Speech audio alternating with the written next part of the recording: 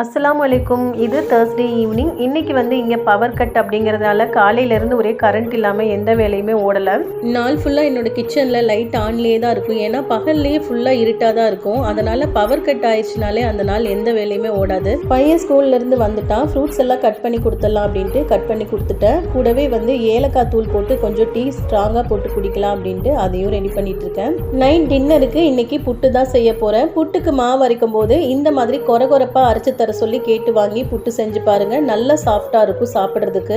அப்போல்லாம் தலையில ஒரு பெரிய பானையில நிறைய புட்டு வித்துட்டு வருவாங்க. அந்த புட்டுக்கு மேல ஒரு காட்டன் துணியை போட்டு மூடி வச்சு நல்லா பக்குவமா கொண்டு வருவாங்க.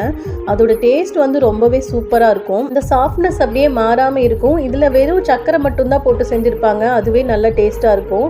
என்னதான் நம்ம வீட்டில் நெய், சக்கரை, தேங்காய், பழம் எல்லாமே வச்சு சாப்பிட்டாலும் அந்த டேஸ்ட்டுக்கு கண்டிப்பா ஈடாகாது. இல்லை ஃபுட்டோட டேஸ்ட் எல்லாம் எப்பவுமே மறக்கவே முடியாது. நாளைக்கு vlogல